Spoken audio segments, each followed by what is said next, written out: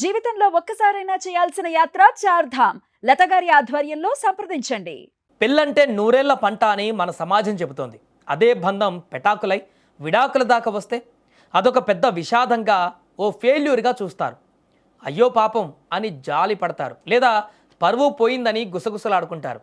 కానీ ఆ మూస పద్ధతిని బద్దల కొడుతూ విడాకులను ఓ పండగల, ఓ పీడకల నుంచి వచ్చినటువంటి స్వేచ్ఛల సెలబ్రేట్ చేసుకున్నారో కుటుంబం.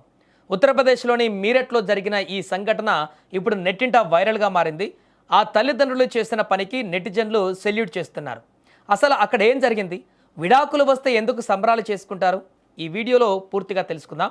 మీరట్కు చెందినటువంటి వినీత అనే యువతికి 7 ఏళ్ల క్రితం వివాహం జరిగింది.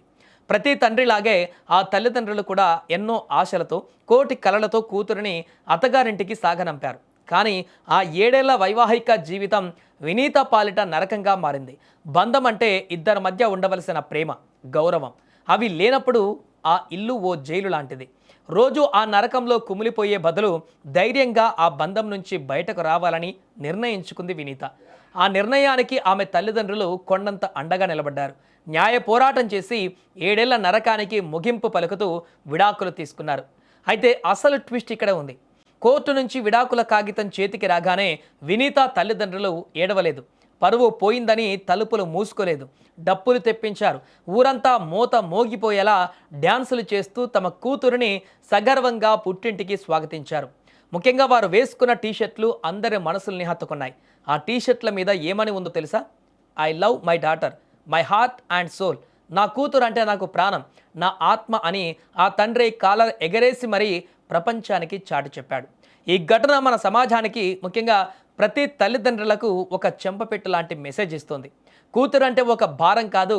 కష్టాల్లో ఉన్నప్పుడు మగవాళ్ళు అన్నాక 4 మాటలు అంటారు. సర్దుకుపోవమ్మా, సమాజం ఏమనుకుంటుంది అని బలవంతంగా మళ్ళీ అదే నరకంలోకి పంపకండి. సమాజం ఏమనుకుంటుందో అన్న మీ పరువు భయం కంటే మీ కూతురి ప్రాణం ముఖ్యం. శవమై ఇంటికి రావడం కంటే విడాకులు తీసుకొని ఇంటికి రావడం 100 రెట్లు మేలు. వినీత తల్లిదండ్రులు ఈరోజు సమాజానికి నిరూపించింది అదే. పెళ్లి ఫెయిల్ అయినంత మాత్రాన జీవితం ఫెయిల్ అయినట్టు కాదు. స్వేచ్ఛగా ఓ కొత్త జీవితం మొదలు పెట్టవచ్చు అని వారు దారి చూపించారు. నిజంగా వినీత తల్లిదండ్రులకు మనం ఒక పెద్ద సెల్యూట్ చేయాల్సిందే. ఈ వీడియో చూస్తున్న మీలో ఎంతమంది ఆ తల్లిదండ్రుల ఆలోచన విధానాన్ని సమర్థిస్తున్నారు? కూతురికి ఇలా అండగా నిలబడడం కరెక్టేనా? మీ అమూల్యమైనటువంటి అభిప్రాయాన్ని కింద కామెంట్ రూపంలో తెలియజేయండి. ఆడపిల్లలకు, వారి తల్లిదండ్రులకు ఆత్మవిశ్వాసాన్ని ఇచ్చే ఈ వీడియో పైన మీ అభిప్రాయాన్ని చెప్పండి.